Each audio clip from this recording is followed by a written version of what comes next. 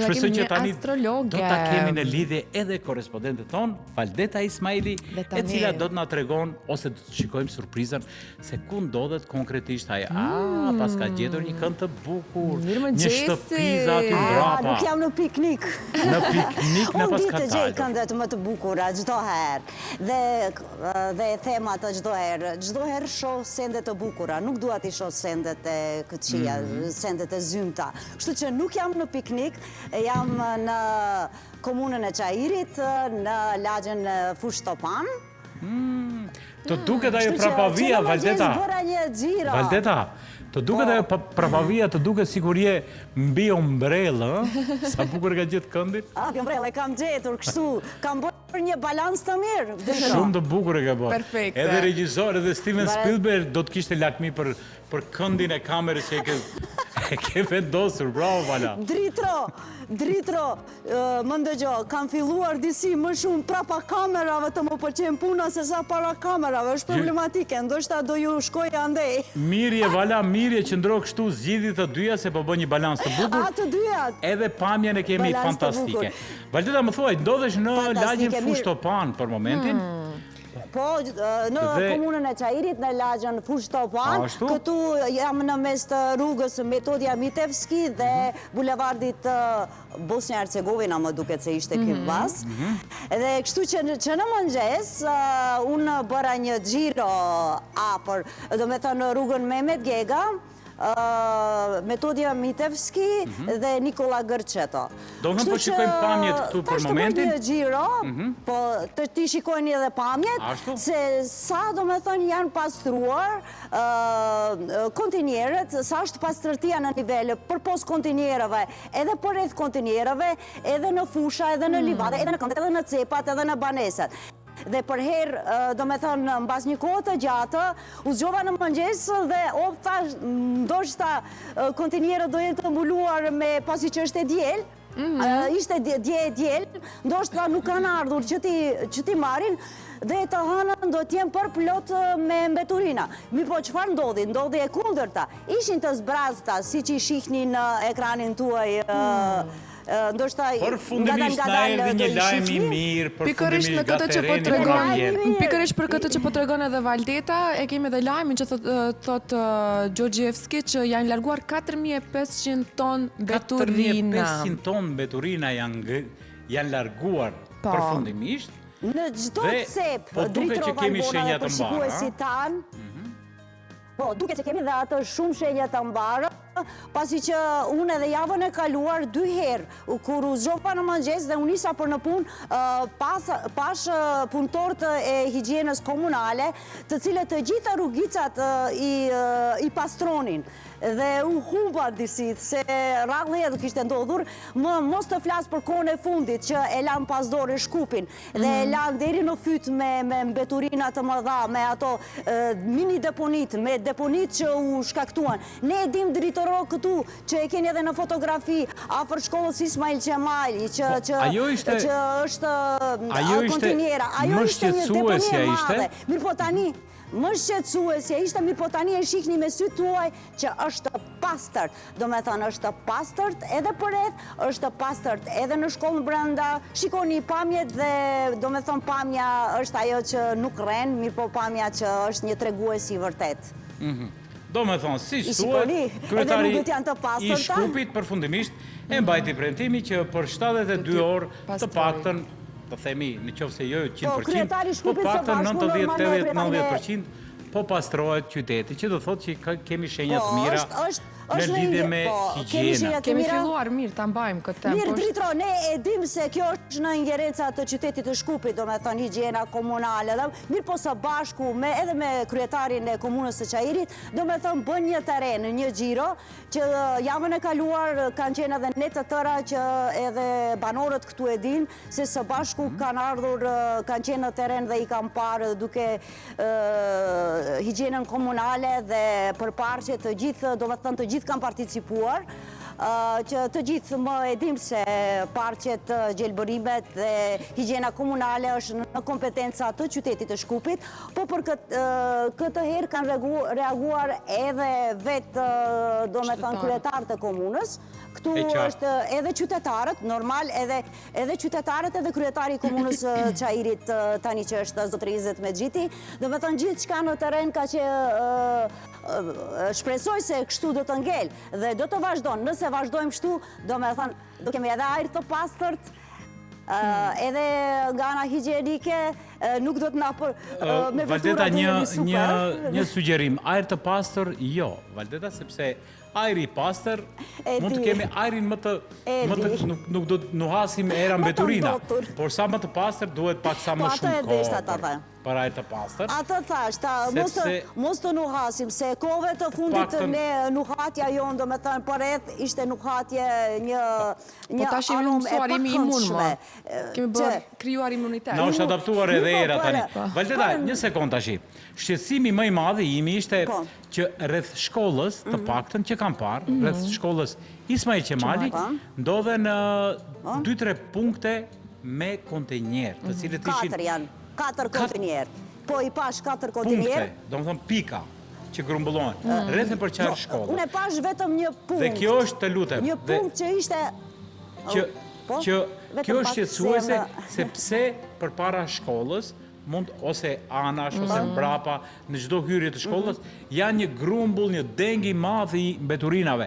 A duhet, këtë pyetje nuk ta parashtroj ty, por ja parashtroj të gjithë kompetentëve, a duhen të dislokohen kontenjerët për afër shkollave, që të mos qëndrojnë, ose të ketë një vend adekuat në për shkolla, një cep, një kënd, ku mund të hidhen mbeturina.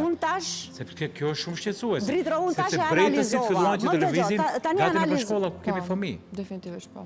Dritro, më lejo pak të flas. Kështu unë tani e analizova. Do me thënë, atë punkt që atë punkte tjera nuk i pash, do me thëmë vetëm një punkt që ishte në metodja Mitevski, nga ana e parme, do me thëmë më para të shkollës fillore Ismail Qemali, ai punkt i kontinierëve ishte jashta shkollës, do me thënë ishin ato telat e shkollës, më pas ishte sikur një kënd special për mbeturinat. Mirë, po si duket. është hyrje e shkollës, Valdeta. është hyrje është. Ai po, në atë pjesë, jo, unë nga kjo ana tjetër, do me thënë. Edhe aty ka një hyrje, ka 2 hyrje shkolla. Përceptoj mirë, ka 2 hyrje. Ka edhe nga para, edhe nga mbrapa. Ajo që është hyrja kryesore, është në anën e djathtë kontenjerët, ndërsa nga mbrapa, ku është një hyrje tjetër që u bë shtesë një shkollë, aty janë 4 kontenjerë të cilët kanë qenë të stërmbushur, ku është hyrje shkolle. Dhe këtu ishte paradoksale, që në hyrje të shkollës, kjo është ajo e keqe, e frikshme. Ato janë të zbrasta, pasi që të gjitha kontinjeret janë të zbrasta, me siguri janë. Mirë po, problemi është se si duket, jo vetëm shkolla që i përdorën ato kontinjeret, mirë po i përdorën edhe banorët të cilat janë afër për shembull me banesë, si duket. Se unë e vërejta, pse ishte në Sky. Mirë po, ato shumë mirë e the Dritro, me sa duke duhet pak të rikthehemi dhe para oborit të shkollës vërtet të largohen ato, pasi që unë nuk i pas kam vërejtur, të falemderit për këtë, do të shkoj dhe do të bëj edhe një gjiro nga jo pjesa tjetër, se unë i kam parë vetëm këndej nga pjesa e rrugës, dhe është mirë që të distancohen, do me thënë, prej shkollës, dhe të ketë një kënd special që është vetëm për shkollat. Do me thënë, të ketë kontinjer enkas me logo, vetëm shkolla. Vetëm shkollat, mbeturinat e shkollat të unen. Se kështu nëse i lejmë anash ose para, kemi banesa rreth e për qark, dhe me siguri se kush është më afër, aty edhe i zbrasë mbeturinat. Sigurisht. Vale, unë duhet të pyes diçka, Valdeta. Kalim një temë tjetër, tani Valdeta, kemi temën e ditës, se kemi temën e ditës shumë interesante dhe më intereson shumë. Valdeta beson shumë në këta gjëra. Ndoshta, do ta pyesim, mirë po dhe pashtë dua të di se çfarë besutni ka Valdeta që ka dëgjuar dhe që e praktikon. Vale, a jam besutni pjesë e kulturës apo shenjë e frikës? Të kruhet dora e majt, do të marrësh para. Të kruhet dora e djathtë, do të japësh. Si ishte? Jo, e djathta do marrësh, e majta do japësh. Gjithmonë ngatroj. Beson në besutni, ke ndonjë besutni që e praktikon edhe në ditë të përditshme? Në qoftë se një mace e zezta ka përsen rrugën, a e ndryshon rrugën ti? Sigurisht që po. Kesh 3 hapa mbrapa? Jo, asesi. Nuk besoj. Jo, t'ju tregoj drejtë. Unë nuk besoj edhe atë shumë në këto biostytni, mirë po unë mendoj se është me kulturën e lidhur. Trashëgimi. Është pjesë e kulturës, do me thënë, se cila kulturë është trashëgimi dhe e kanë atë, dora e djallë, dora e majtë. Trashëgimin e kemi trashëguar nga Afrika, Valdeta, apo jo? E kemi trashëguar nga Afrika? Po, edhe nga Afrika, edhe brez pas brezin, ndoshta nga ato përallët e gjysheve, stërgjysheve. Ajo si është, e thënë brez pas brezi, ajo është edhe si një thesarë. Është interesant se edhe në ndra, do njërë thëjnë në qoftë se shef qenë, dikush besnik do të dalë, masa e zezë, nëse të kalon atë e ke kujdes, do të ndodhë diqka e duesh të këthe. Po. Kështu që nuk ju besoj atë shumë, po unë nuk ju besoj atë shumë, se më duket se janë vetëm sikur, si të them, është pjesë e kulturës, e traditave, Vale, më e çuditshme që Cila ke është më e dëgjuar? çuditshme që ke dëgjuar? Gjëja më e çuditshme që kam dëgjuar. Po, besitnit. Për shembull, Po bie ndërmend tani për a e tani. praktikon që të fshish natën, sepse e kemi dëgjuar edhe këtë. Natën nuk guxosh të fshish sepse të sjellën tërë, ë?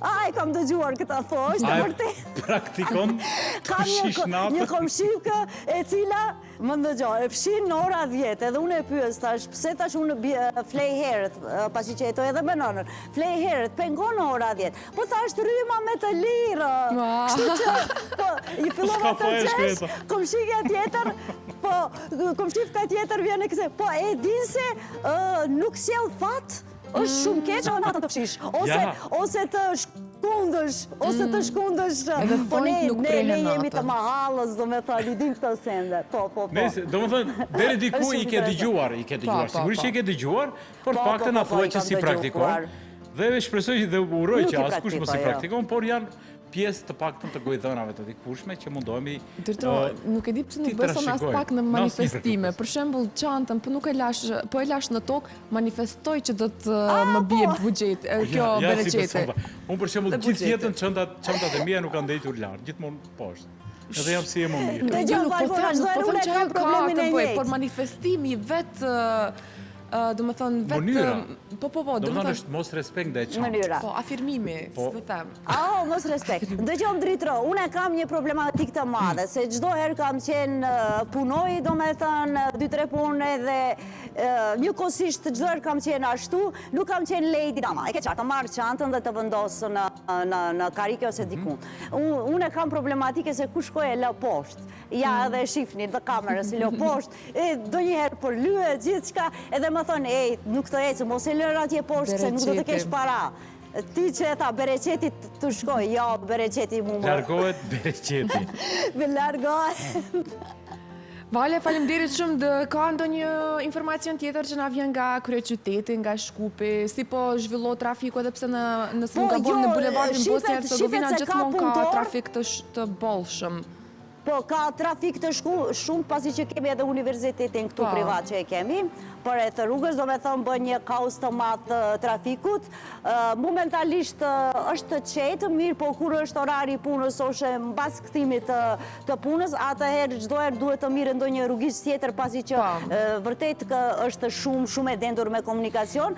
Ndërsa, këtu si në fushë të panë Qajir, shien punëtore e higjienës komunale, do me thëmë pastrojnë kado, i patë pamjet, shpresojmë që të vazhdoj kështu dhe të jemi në një ambient të pastër, të shëndetshëm dhe ti kemi këpucët të pastër të sikur në shtetet europiane. Mos të them një pizër. Nuk në mbesin. Shumë mirë. Valdeta, më thuaj, fundjavën e kalove kishe një aktivitet interesant, ku nuk ka ndodhur gati për shumë vite, gati për 10-15 vitet e fundit. Jo për shumë vite, asë një herë. Asë një herë nuk ka ndodhur. Kur mbashtë në festivali Ilberi dikur, ka patur mbi 2000 fëmi, por kësaj radhe, pas 10 viteve të fundit, që s'ka ndodhur, i grumbullove në një vënd... Më dëgjo, i grumbullove në një vënd 900 fëmi, apo jo? Ndëgjom, nuk është festivali këngës. Jo. Ka qenë, në Filharmoninë e Maqedonisë ka ndodhur, do me thëmë, për herë të parë, një ngjarje që do me thëmë mund të them edhe historike për fëmijët shqiptar, pasi që erdhën të shohin një parallë muzikore që asnjëherë nuk ka ndodhur këtu, një parallë muzikore me tërë Filharmoninë e Maqedonisë. Kjo nuk ishte një udhëheqje ime, që mendonin se isha udhëheqëse, po isha narratore e cila ishte sikur veglat muzikore ndërthyereshin me tekstin. Ishte paralla Piteri dhe Ujku. Kështu që në atë sallë, në Filharmoninë, po, Piteri dhe Ujku të Sergej Prokopiev, kompozitorit të madhë rusë dhe dirigentit të njohur Macedonas e Europian Boris Conev, e tërë Filharmonia, do me thënë, po, Conev, unë tash, Conev, ti një mirë muzicientët, kështu që ishte një jehone madhe, nuk e di se ndoshta kemi përgatitur diçka një minutar të shkurtër që do ta transmetoni atje. Të shihni se çfarë ka ndodhur. Për herë të parë, jehona më e madhe e fëmijëve, do me thënë 900 fëmijë ishin në publikun e Filharmonisë së Maqedonisë të premten në ora 12. Dhe